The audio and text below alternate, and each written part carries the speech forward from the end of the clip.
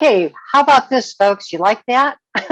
One of our master gardeners said it to me. This is the parade of the male tarantulas right now. They're in southern Colorado, and the males are, once they get to be about 8 to 10 years old, they go out looking for girls, and it happens usually mid-September, maybe early October, and they they come in droves and they go out into the rangeland looking for females. And most of the females live in burrows out there their whole lives, and they can live 25 years. So that's what they're doing. Apparently this is kind of like the swallows at Capistrano. People come from all over to see that.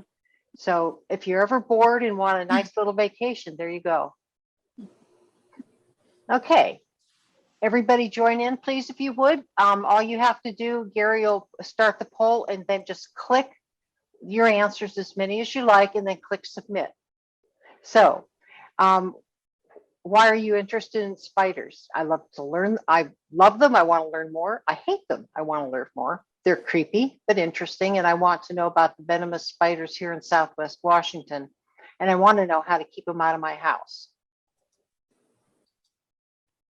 So if you will answer that, Gary will put up the results so we can see them. And as we do our polls, please understand all of them are anonymous.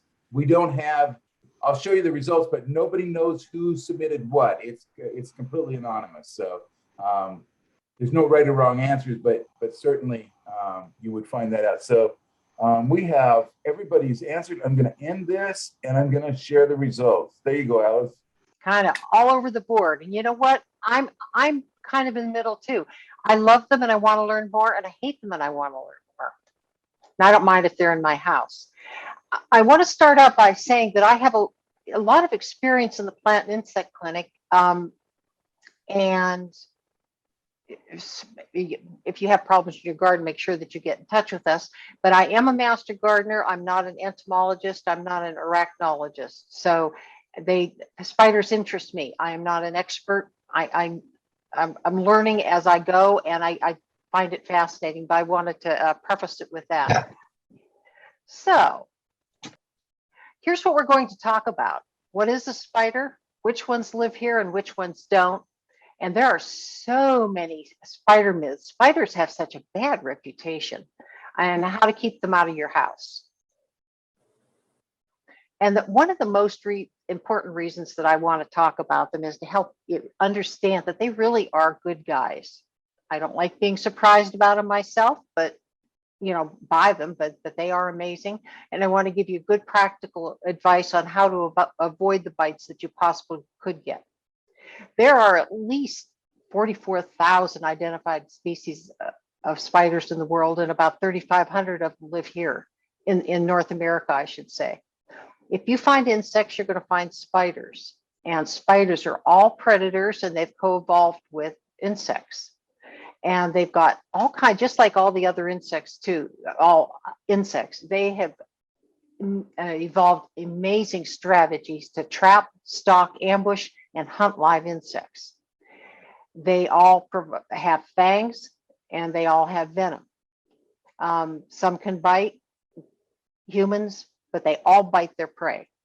Here in the Pacific Northwest, only one species of spider has been documented to be venomous to humans. So let's get started. Are all spiders insects? Go ahead with this poll. Answer that one.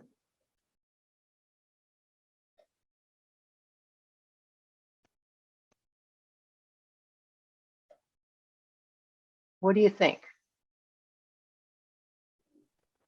9 people, 10 people. Okay, there you go, Alice.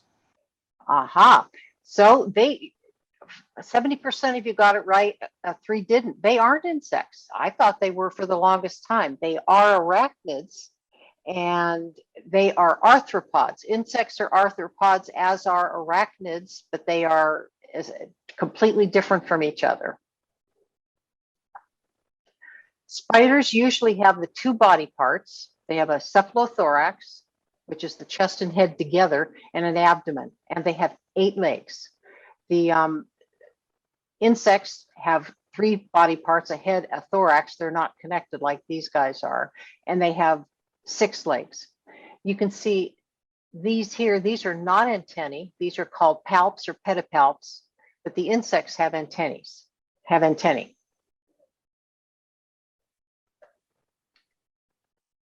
The spiders, like I said, have 2 body parts, 8 legs, 2 palps, and 6 to 8 simple eyes. And the eyes are what's really cool on spiders. That's one, it's kind of like a fingerprint for spider families. And here again is the cephalothorax. Back here at the end of the abdomen are the spinnerets, and that's where webs are made, where they spin the silk. The eyes are here, and they're usually arranged in 2 sets of 4, but some can have 6.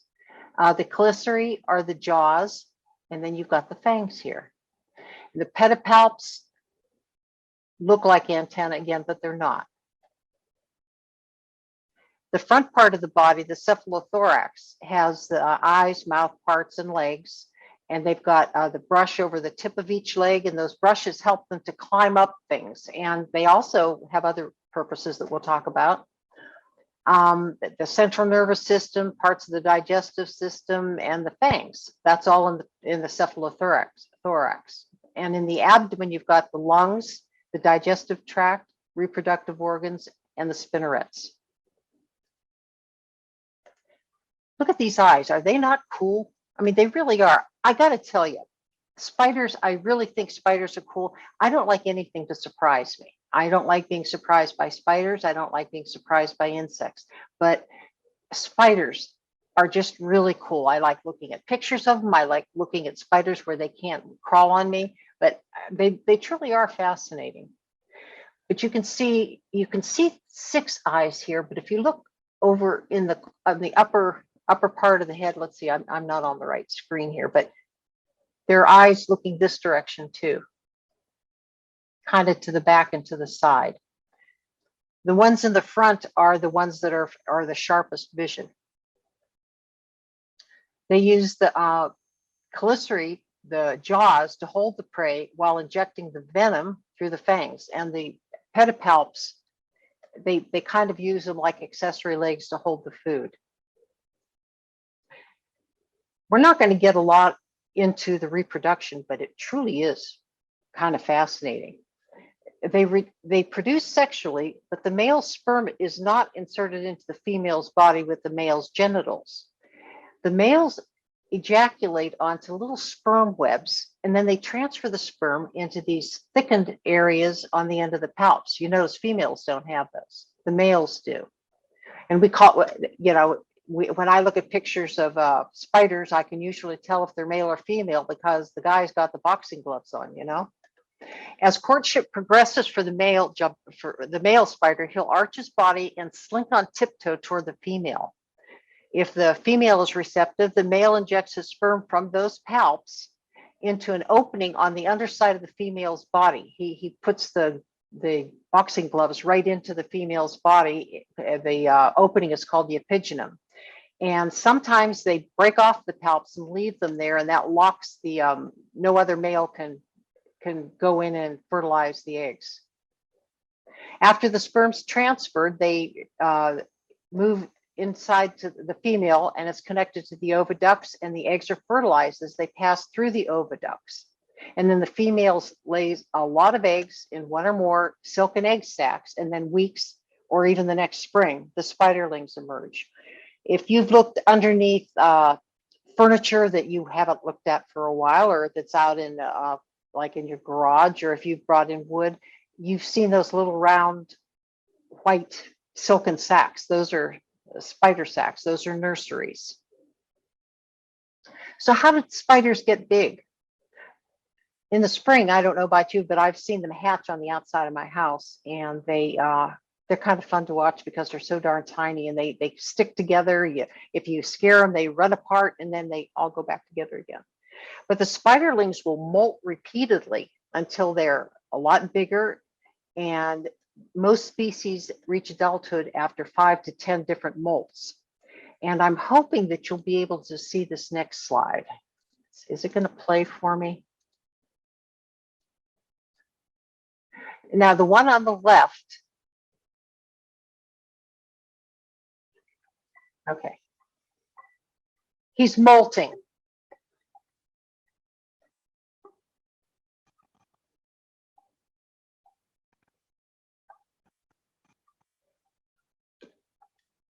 This is the spider. That's the exoskeleton. And you can see the fangs there really well.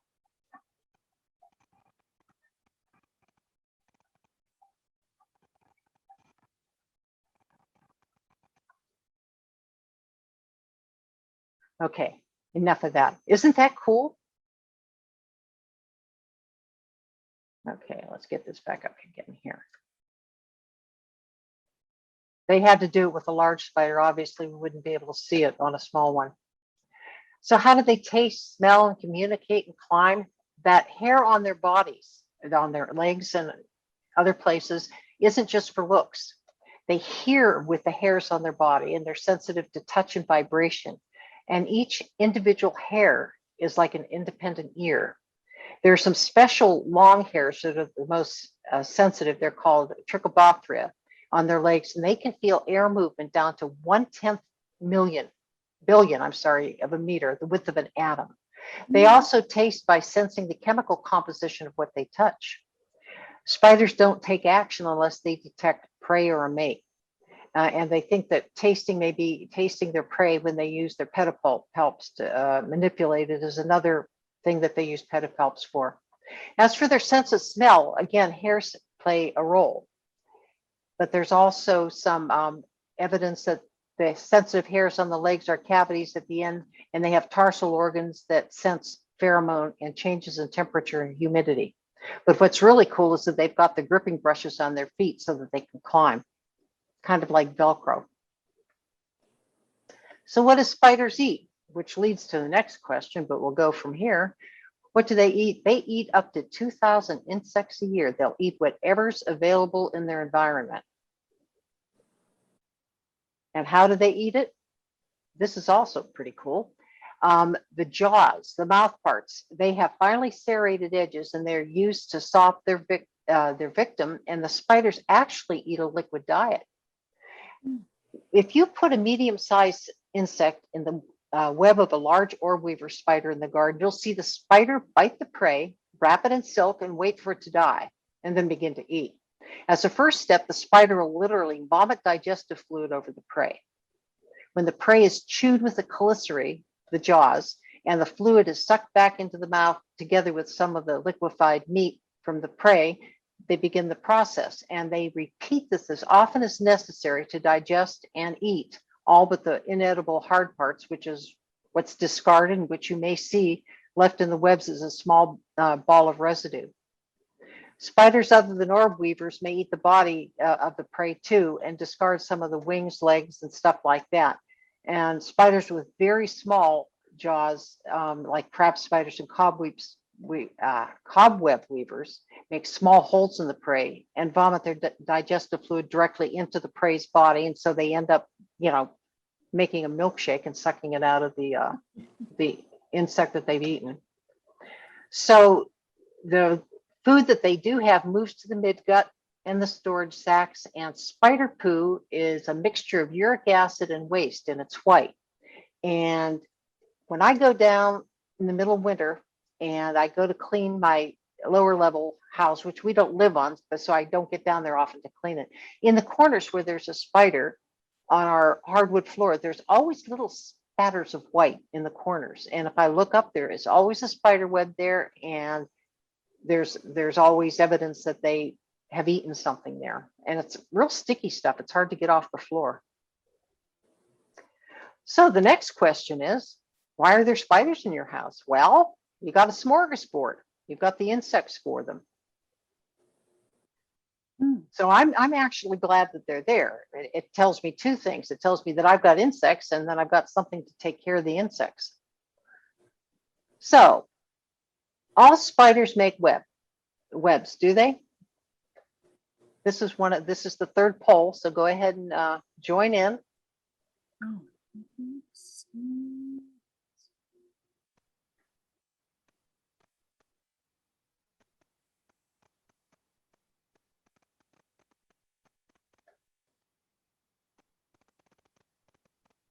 Ah, look at that. You guys, 100%. You're right. Woo. All spiders don't make webs. Technically, a web isn't just anything a spider makes out of silk. It's a silk structure that is made to catch prey. But hunting spiders use their silk for a drag line, which is that single thread that you see spiders leave behind them when they walk.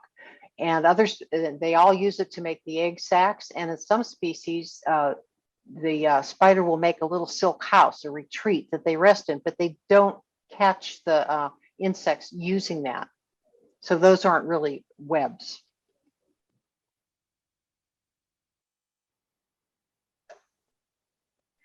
So only about half of the known spider species catch prey by means of webs.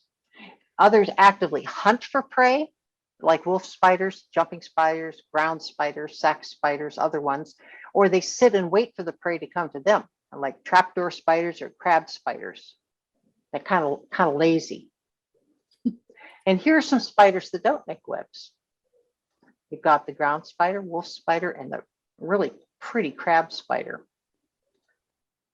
Then there are little spiders, I want to show you this too, who use silk to get from one place to another to find food.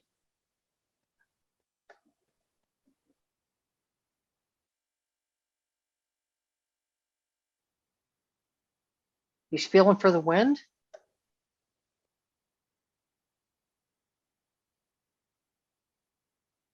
Ready? You see the line there? There he goes. It's amazing how the animal world and us have adapted. Okay. May I ask a question? This is Marge. Hi, Marge. Hi. So when they jump like that, they are ejecting a web behind, or a lead or a piece of silk behind them. Uh-huh. Okay, and when they get to where they're going, they have a direct line back. They aren't interested in that. Okay. They're heading out for food. They'll wherever they land, if there's food there, they'll eat it. If not, they'll do it again and they'll take off again. Okay, so the silk is more of a apparatus to get to go where they're Yep. going. Yep. Okay, thank It's you. the ultimate zip line. Yep. And there are some silk structures like we talked about that aren't webs. The drag line we talked about, but here's, you can see a drag line coming here. Here's an egg sac. I know we've all seen those. And this spider has made just a place to hang out waiting for prey. And here are some webs kind of webs that I'm sure you've seen.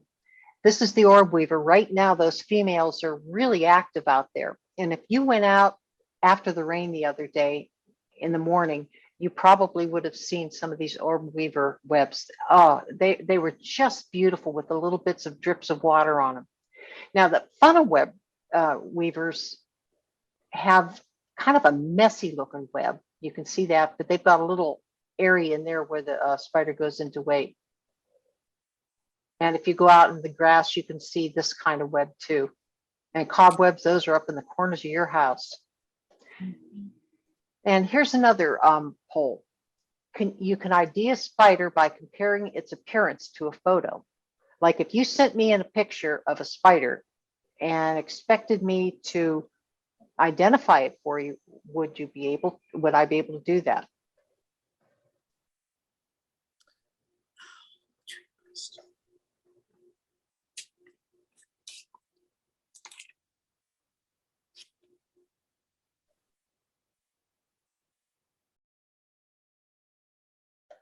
You're right. We really can't. Sometimes we can get there are some spiders, if they're larger and we know them well enough, we can get them into the right family. At the Plant and Insect Clinic, we've got some directions that tell us how to be able to identify. We have to have the real spider though, how to identify the hobo spider versus the giant house spider, both of whom are very, very closely related. And we'll talk about them in a little bit because the poor hobo spider has such a bad bad reputation. So what we have to look at are eye arrangements, and I'll show you the next picture. I think shows some of the eye arrangements, the arrangements of those sensory hairs on their legs, and the claws at the end of their feet. There's a lot of other different criteria too that even arachnologists can get confused about. You know, some of the spiders are so very closely related. What we're interested at the Plant and Insect Clinic is being able to kind of get them into the right church, not necessarily the correct pew. Look at the eye arrangements. This is a jumping spider. He and the wolf spider, both of them have headlights. And you can tell that the jumping spider has the two large eyes in the front, and then it's got four more back here. It's got two here and two here, and then there's some that you can't see. The wolf spider has two rows. He's got well, actually kind of three, but he's got the four little ones here. He's got the two big eyes here, and then he's got the little ones up at the top of the head. And the hobo spider, they look like dominoes when we look at them under the microscope. There's four of them. And they're actually very small and very hard to see because it's hard to get them under the microscope the way that they're placed on the heads. So most spiders have 8 eyes, although some have 4, 6, or 2 on either side of the head, and some don't have any. But those primary eyes, the biggest ones, they're the best sight. This was discovered a while back. They didn't know it existed, but this is a huntsman spider, and it evolved in a cave. They found it in a cave, and it doesn't have any eyes because where it lived, it didn't need to develop any. But this shows you what the chelicerae, the jaws, look like, and then you can see the fangs here. That's a pretty good picture of that. And here's a look at some of the eye arrangements. When we look at these in the Plant and Insect Clinic under the microscope, we can get them in the right family simply by the eyes. And as you saw, this is a jumping spider. This is, I don't know what these are. I would have to look at the key that I've got. But it helps to get us where we need to be for identification. But they really are fascinating. This is a golden crab spider, and it's one of those that change color to match its background. This is the same spider, not just a different picture. This is the same spider. They are ambush predators and lay in wait in flowers to capture pollinating insects as they land. And if they're on a white flower, it takes them several days, but they'll turn white. If they're in a yellow flower, they'll be yellow. But again, it'll take 2 or 3 days. The female is the one that you see that turns the colors, and it's really big. This is, let me show you the next picture. This is the male, and this is the female. The males are usually significantly smaller than the females. And if you look at the ends of his pedipalps, he's got little boxing gloves. And if you look at the end of hers, they kind of come to a tip. So that's a female. I mean, you can tell by the size and everything, but that's one of the ways you can tell by looking at them with your bare eyes. Alice?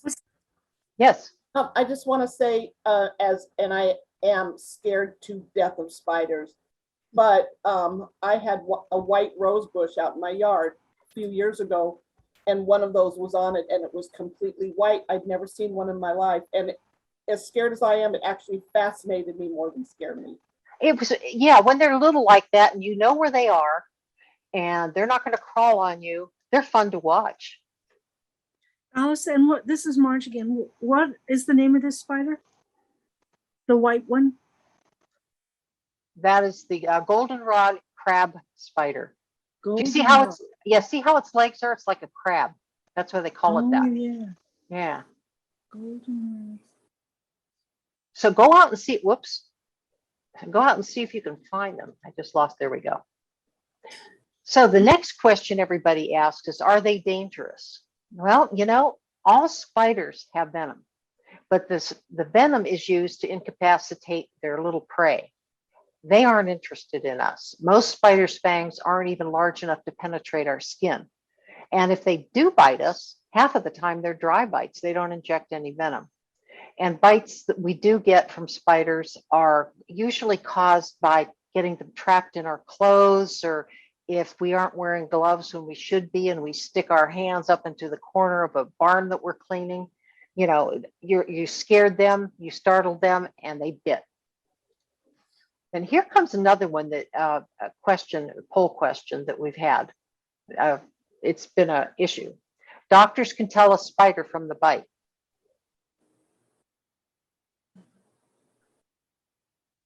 And these are doctors,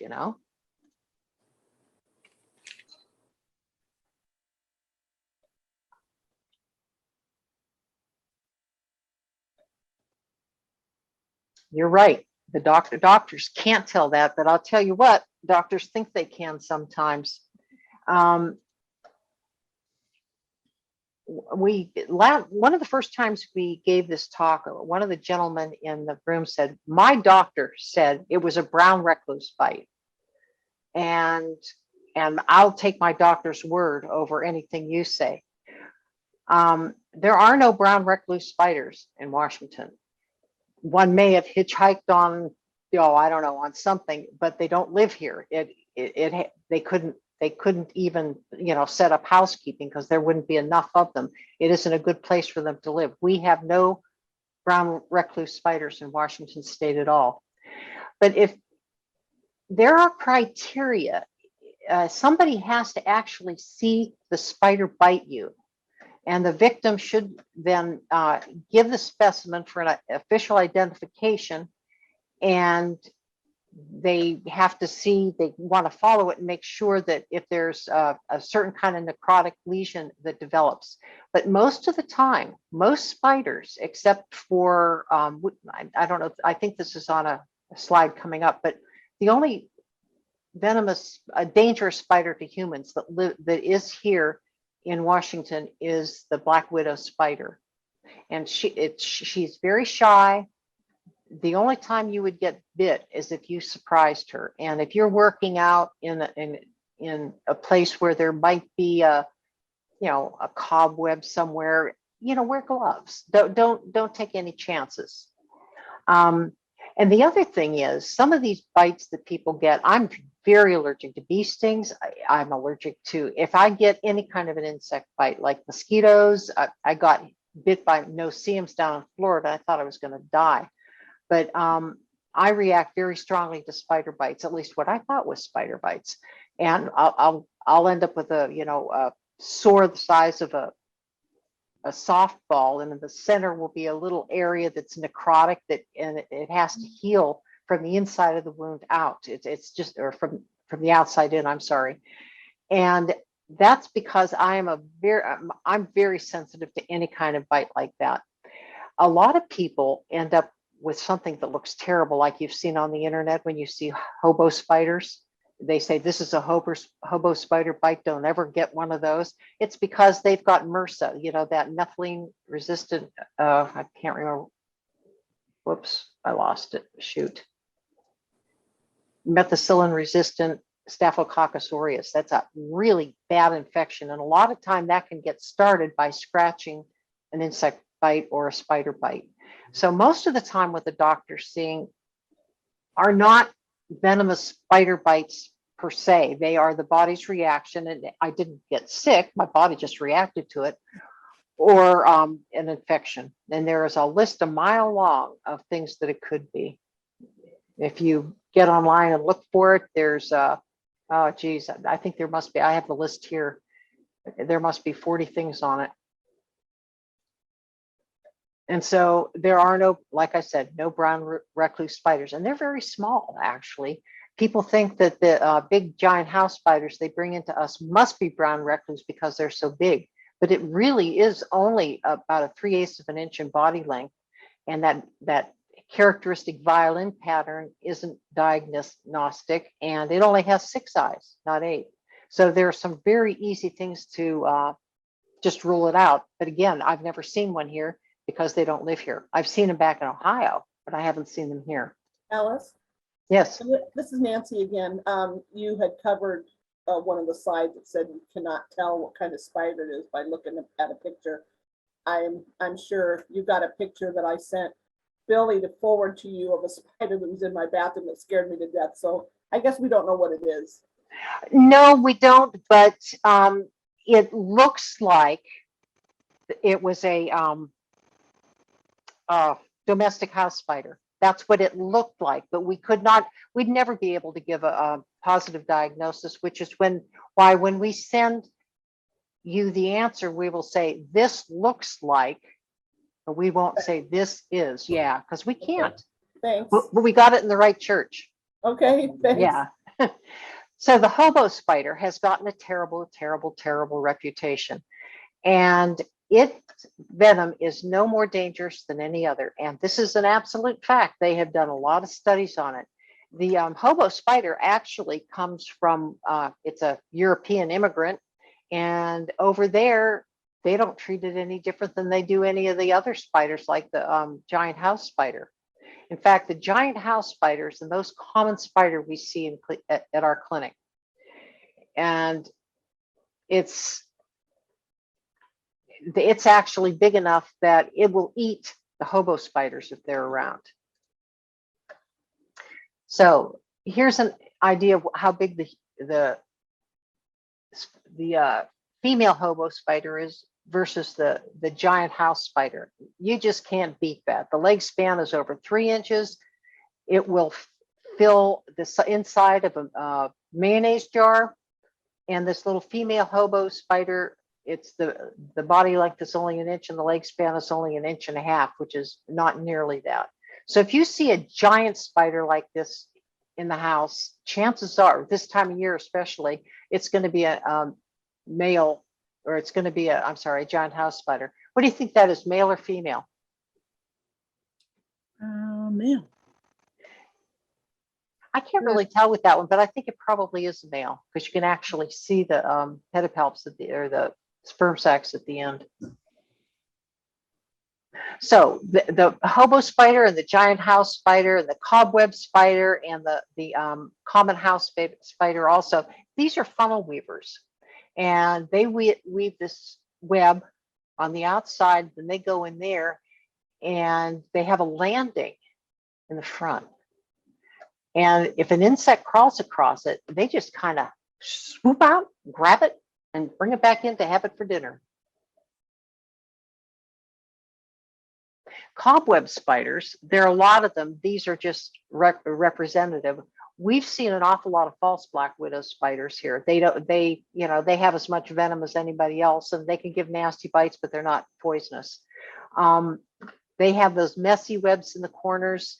They're abundant predators in home gardens, and the adult body length is only about 1/4 inch, really small.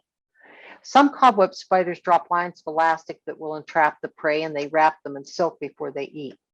And black widow spiders are common in eastern Washington. They really aren't that common here. They're very, like I said before, they're very shy, reclusive, and you won't get bit. They're not aggressive. They won't come after you. You'll have to surprise them. I want you to look at the difference between the female and the male. They don't look anything alike, and the male is significantly smaller. And something that I didn't realize was that hourglass is not on top of the body like this. It's underneath. So you might not see it unless you're looking for it. And it's a myth that the black widows, the females, always eat the males. That's only been seen in laboratory behavior. They can sometimes, usually the males, frequently they'll die after mating, and they may or may not get eaten, but not always. Now these are cool, folding door spiders. They have removed this from the ground where it was. But if you've ever seen anything on National Geographic on TV, they are just really neat. They build this, they hide the lid so it's covered in dirt, and in response to vibrations of prey approaching the burrow, the spider springs out, ambushes the prey, it stabs it, and drags it back into the burrow to eat it. I mean, it's truly fascinating. And another thing people think is those big hairy spiders they find in their house must be wolf spiders, but that also is not the case. If they are going to a web, if you see a spider headed toward a web it's not a wolf spider because they don't make webs. They're hairy and brown, and you can actually see their eyes. Their eyes are very distinct. They've got the 4 parking lights on the bottom, the big eyes here, and then the fog lamps on the top. The other thing that is really neat about wolf spiders is that the mother, if you've ever seen a spider carrying around an egg sac like that in the back, you see where the arrow on the right is, the top right, that's the egg sac. And the female will carry that around until the spiderlings are ready to come out. And then she'll haul the little spiderlings around on her back until they're old enough to survive on their own. Alice, Yes. Nancy again, I'm only going to say one more thing because when I was living in California, we had a mailbox right outside our front door, and we had a big problem with black widows in our yard outside in the back. But there was, we didn't know it, but there was a big black widow egg sac under the mailbox. And it just so happened that they started coming out when I was outside and literally almost touched them. And there were thousands of black widows. It was, I still have nightmares about it. I didn't get a picture. I can send you the picture. I'd love to see it. Okay. Well, the good thing is about the babies is they can't bite you. I don't care. But that's I know. I've seen so many of them. I've seen spiders hatch on the side of my house, and I didn't know they were there. And I brush against them, and they get on me, and they spread all over the house, and I shriek like a little girl. Oh yeah, yeah. My husband, who's not afraid of spiders at all, that kind of bothered him a little bit. Well, you don't want to be surprised, you know. No. You really don't. No. So. Anyway. But if you see spiders like this running around in your house really fast, day or night, chances are they are wolf spiders. But they like to be outside. They don't really like to be in your house. And here's the difference, just appearance-wise, what they would look like. A wolf spider is a lot different. Would a giant house spider eat the wolf spider? I don't think he'd be able to catch them. Oh, can't go that fast. Yeah, Oh. they move. They really go fast. The jumping spiders are really cute. I get them in my bathroom for some, probably because of the water there, and they'll get in the sink and they can't get out. But it's okay once you realize they're jumping spiders. But if you see something that's just so small and you go to pick up a piece of dirt and it jumps, it kind of surprises you. But they have big headlamps like that. They are the largest and most diverse families of spiders in Washington. And they can be really, really tiny, but they usually grow to be about 3/8 of an inch, and they have really hairy legs. They are daytime hunters, and they stalk or ambush their prey and then pounce on top of them because they can and eject them. You'll see them on windowsills, exterior walls, screens, ceilings. They can run backwards and even turn 180 degrees. And they don't usually spin webs, but they will use the silk to drop down on their their prey or as safety lines. Now here's the orb weavers. That's a picture I took on my hanging basket last year. You'll see an awful lot of these out there right now. These are the cross orb weavers. There's kind of a cross on their back. You can see that, but they're the ones that are mostly around here. This yellow garden spider was the one that one of my master gardeners just sent me. It's down in Texas, and those are really large spiders, but they're beautiful, and they make a nice orb web like these too. And the cat-faced spider, I kind of think that's cool. Look at that. My husband doesn't think that's cool. He's not a spider aficionado. Cellar spiders live on ceilings of rooms and garages, cellars, and they eat other spiders. They eat the hobos and giant house spiders. They are really good for that. And they're not, their body's small, only about 8 millimeters, which is about, I don't know, 3/8 of an inch, but the leg span can be, 5 or 6 times the length of their body. They are very beneficial. They kill and eat not just, hobos and giant house spiders, but other spiders. Now, here's a trick question. What time of year are there more spiders?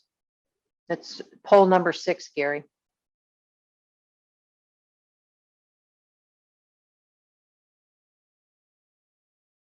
I shouldn't have said it was a trick question.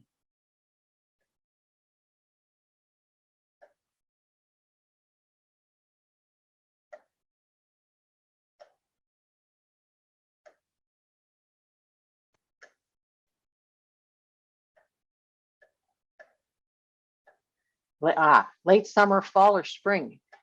I would have said a couple years ago that it was late summer and fall, but not spring and summer. But the true answer is there are not more spiders in late summer. They're just bigger and more mature, and we see them because they're out this time and they're busy. August and September are the worst time of year for Northern Hemisphere spider collectors, because you can see some of the large conspicuous ones, but the other ones that hatched in the spring are much more available then. The spiders aren't around this time of year, the smaller ones, because we don't have much moisture and they need that. Now, I didn't give away the answer. I almost did. I said they were busy. That's why you see them. They're busy. So why do spiders come in the fall? Is it because the weather's getting colder, which is something you hear, or are they wandering and looking for a mate?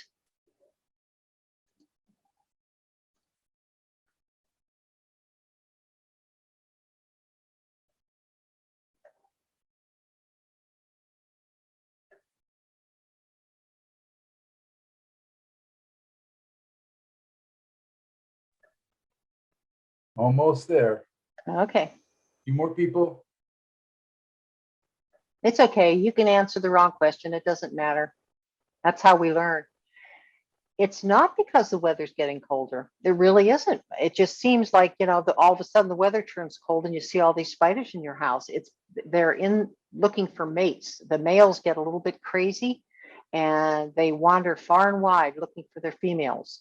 If you see any spiders in your house and they're running around, check out their pedipalps, see if they've got those boxing gloves. In the fall, males of many species are looking for mates and wander inside, but spiders are cold-blooded and they don't need the warmth. They just become less active when it's cold outside. And we're approaching the end here, so let's see. Daddy-longlegs, I love this one. Daddy-longlegs have the world's worst venom. That one went around the internet, and I think it's still out there, but it's not true. Daddy-longlegs, the one that looks like a spider. Well, let me show you the pictures. Which one of these is Daddy-longlegs? A, B, or C?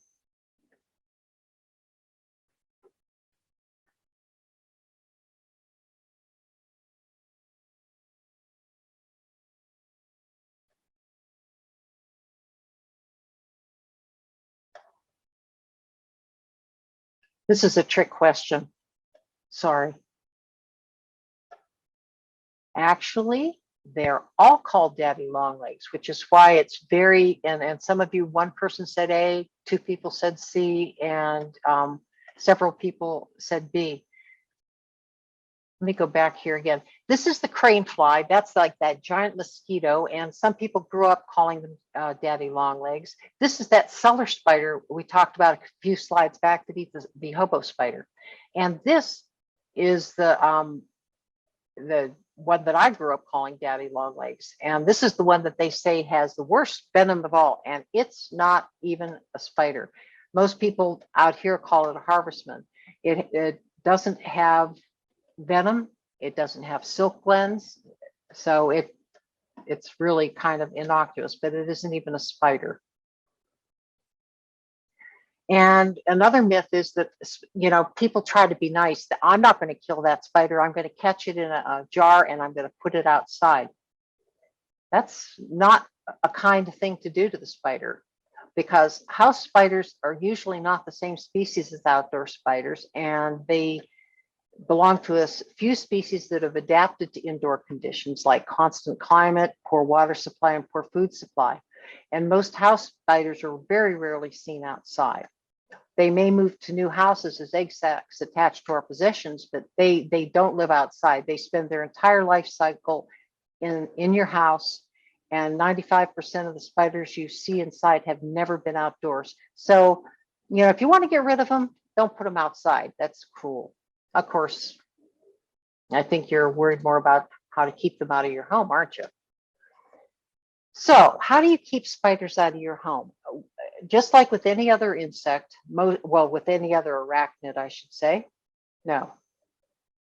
Yes, or no, not arthropod. Arthropod's an umbrella term that includes insects, true bugs, and spiders, arachnids. Porch lights attract insects, and they attract spiders and other insects. So keep your light off at night. I mean, unless somebody's there, just don't leave it on all the time, or you're attracting them right to your front door, which means that they can get in when somebody opens it. Spider, insect, and insect proof your home. Caulk around all potential openings, doors, windows, where the electric and water come into your house. People kind of forget about looking there, but there are a lot of places that insects can get in. The other thing you want to do, and it's always a good idea to do this, is to clean up around the foundation of your house. Don't let any branches of anything actually touch your house, because it's a bridge. And if there's mulch out there, give it like a 3-4 inch break so that it's not right up against your foundation. It's a little bit of a barrier for insects and spiders. One thing you can do in the house, also always inspect anything you bring in from outdoors that could have egg sacs in it, because you're just bringing in a whole generation of spiders. But you can vacuum web some corners and crawl spaces, and that's how I usually get rid of the spiders I don't want to see. Another thing you can do is use sticky traps, and as a last resort, a perimeter spray. You can get these on Amazon. I think I've seen these in the store. They're just extremely sticky pieces of cardboard, and you can catch both insects and spiders on them. Another thing you can do, and you really don't need to go this far. Spiders, as we've seen, they're beneficial. They take care of a lot of the insects in your yard, in your garden. They're beneficial. But if you've got a lot of them and the creep factor is too much for you, you can use one of these insecticidal sprays. It's a perimeter spray. They are labeled for use against spiders and other insects.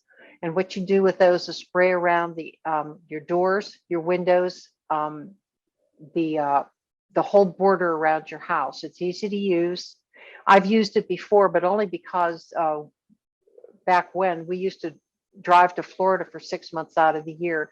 And when I came back, I couldn't walk across the floor without crunching on a million insects. So the next time we went, I sprayed around that outside of the house with one of these, and it really helped. If I were living in the house, I wouldn't use it, because I kind of keep up with it. So, but if you do decide to use one of these pesticides, always read and follow the label instructions. It'll keep you safe, it'll keep the environment safe, and it'll keep other people safe. So what we talked about, what is a spider and what isn't, which ones live here and which ones don't. We don't have brown recluse, tell your friends. We talked about a lot of the different spider myths, but probably most important for a lot of you, we talked about how to keep them out of your house. And if you'd like to know more about spiders in a way that's really nicely written, it's very accessible. You don't have to be a PhD to read it. I like this book, The Spiders and Their Kin. It's got good pictures, it's easy to read, and it gives you an awful lot of good information. And WSU has a really good publication too. And if you'd like the other ones, if you want to see some really interesting things, Rod Crawford is an arachnologist with University of Washington. He is the spider guy. He loves spiders. He has a spider myth site that is very interesting, and I would suggest that you go look at it if you're at all interested in it. When in the next couple days, I will be sending Gary the link for the recording of this video, and I'll send all the links here that are at the end of this too, so that you can go and do a little bit of spidering on your own.